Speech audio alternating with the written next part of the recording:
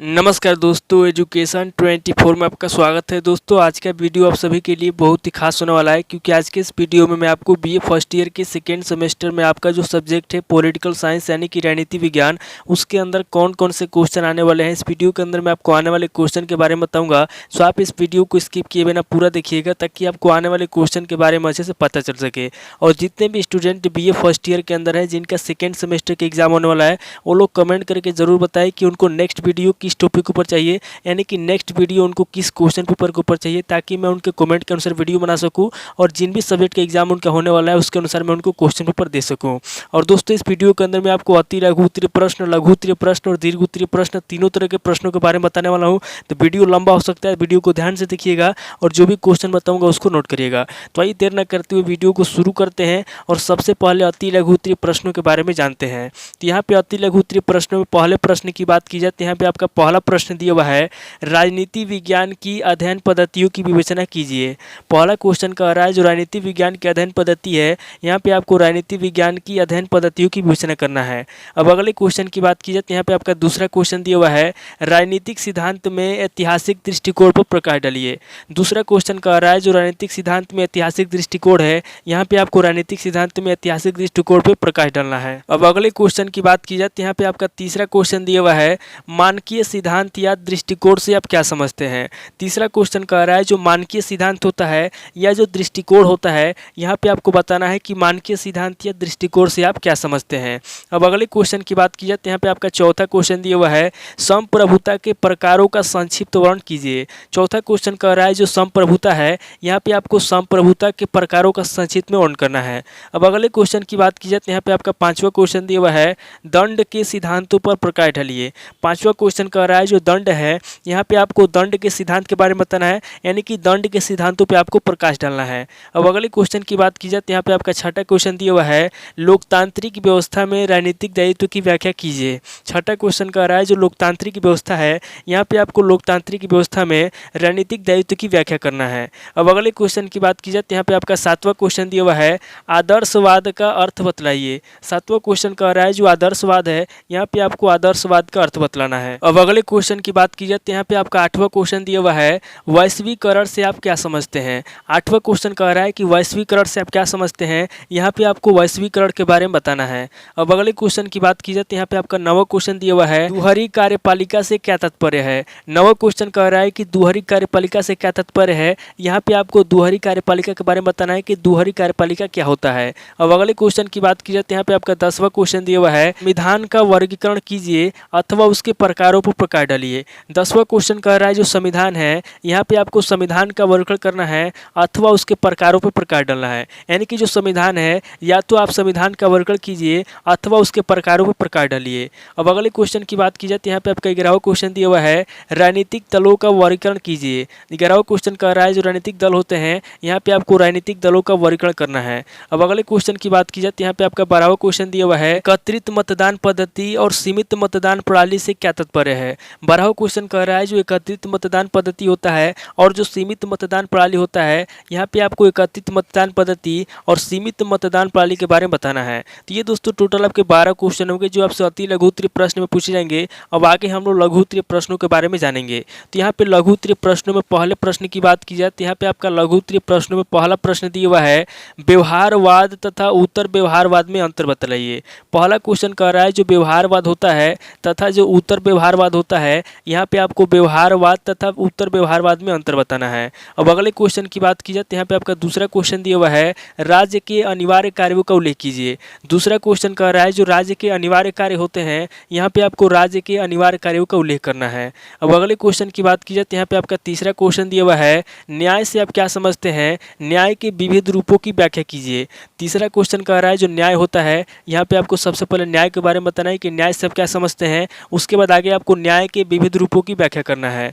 अब अगले क्वेश्चन की बात की जाए तो यहाँ पे आपका चौथा क्वेश्चन दिया हुआ है, साम्राज्यवाद की परिभाषा करते हुए उसके रूप और उद्देश्य पर प्रकाश डालिए।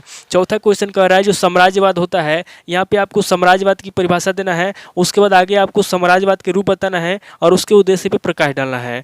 अब अगले क्वेश्चन की बात की जाए तो यहाँ पे आपका पांचवा क्वेश्चन दिया हुआ है, राष्ट्रवाद के गुण एवं दोषों की विवेचना कीजिए। पांचवा क्वेश्चन कह रहा है जो राष्ट्रवाद है, यहाँ पे आपको राष्ट्रवाद के गुण बताना है और राष्ट्रवाद के दोषों की विवेचना करना है। अब अगले क्वेश्चन की बात की जाए तो यहाँ पे आपका छठा क्वेश्चन दिया हुआ है, संसदीय एवं अध्यक्षीय शासन प्रणालियों के बीच अंतर बताइए। छठा क्वेश्चन कह रहा है जो संसदीय एवं अध्यक्षीय शासन प्रणाली है, यहाँ पे आपको संसदीय एवं अध्यक्षीय शासन प्रणालियों के बीच अंतर बताना है, यानी कि इन दोनों प्रणालियों में क्या अंतर है, यहाँ पे आपको दोनों प्रणालियों में अंतर बताना है। अब अगले क्वेश्चन की बात की जाए तो यहाँ पे आपका सातवां क्वेश्चन दिया हुआ है, व्यवस्थापिका के प्रमुख कार्यों का वर्णन कीजिए। सातवां क्वेश्चन कह रहा है जो व्यवस्थापिका होता है, यहाँ पे आपको व्यवस्थापिका के प्रमुख कार्यों का वर्णन करना है। अब अगले क्वेश्चन की बात की जाए तो यहाँ पे आपका आठवां क्वेश्चन दिया हुआ है, लोकतंत्र में न्यायपालिका के कार्यों का परीक्षण कीजिए। आठवां क्वेश्चन कह रहा है जो लोकतंत्र होता है, यहाँ पे आपको लोकतंत्र में न्यायपालिका के कार्यों का परीक्षण करना है। अब अगले क्वेश्चन की बात की जाए तो यहाँ पे आपका नवा क्वेश्चन दिया हुआ है, नमनीय तथा अनमनीय संविधान में अंतर बतलाइए। नवा क्वेश्चन कह रहा है जो नमनीय तथा अनमनीय संविधान होता है, यहाँ पे आपको नमनीय तथा अनमनीय संविधान में अंतर बताना है। अब अगले क्वेश्चन की बात की जाए तो यहाँ पे आपका लास्ट क्वेश्चन दिया हुआ है, यानी कि लघु उत्तरीय प्रश्न का 10वां क्वेश्चन दिया हुआ है, सर्वाधिकारवाद से आप क्या समझते हैं। 10वां क्वेश्चन कह रहा है जो सर्वाधिकारवाद होता है, यहाँ पे आपको बताना है कि सर्वाधिकारवाद से आप क्या समझते हैं। तो ये आपके टोटल 10 क्वेश्चन हो गए जो आपसे लघु उत्तरीय प्रश्न में पूछे जाएंगे। अब आगे हम लोग दीर्घ उत्तरीय प्रश्नों के बारे में जानेंगे। तो यहाँ पे दीर्घ उत्तरीय प्रश्नों में पहले प्रश्न की बात की जाए तो यहाँ पे आपका पहला प्रश्न दिया हुआ है, राजनीति विज्ञान के अर्थ तथा उसकी प्रकृति का परीक्षण कीजिए। पहला क्वेश्चन कह रहा है जो राजनीति विज्ञान है, यहाँ पे आपको राजनीति विज्ञान का अर्थ बताना है तथा उसकी प्रकृति का परीक्षण करना है। अब अगले क्वेश्चन की बात की जाए तो यहाँ पे आपका दूसरा क्वेश्चन दिया हुआ है, अन्य सामाजिक विज्ञानों से राजनीति विज्ञान के संबंध तथा अंतर पर प्रकाश डालिए।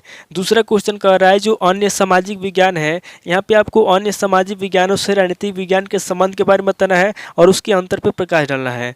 अब अगले क्वेश्चन की बात की जाए तो यहाँ पे आपका तीसरा क्वेश्चन दिया हुआ है, राजनीति विज्ञान में व्यवहारवादी क्रांति की मुख्य विशेषताओं और मान्यताओं का वर्णन कीजिए।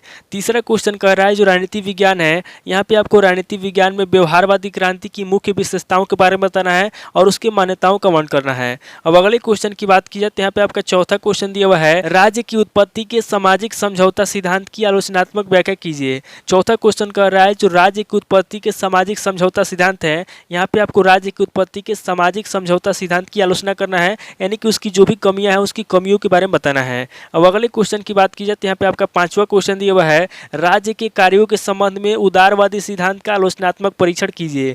पांचवा क्वेश्चन कह रहा है कि राज्य के कार्यों के संबंध में जो उदारवादी सिद्धांत है, यहाँ पे आपको उदारवादी सिद्धांत का आलोचना करना है, यानी कि उदारवादी सिद्धांत की जो भी कमियां हैं उसका परीक्षण करना है।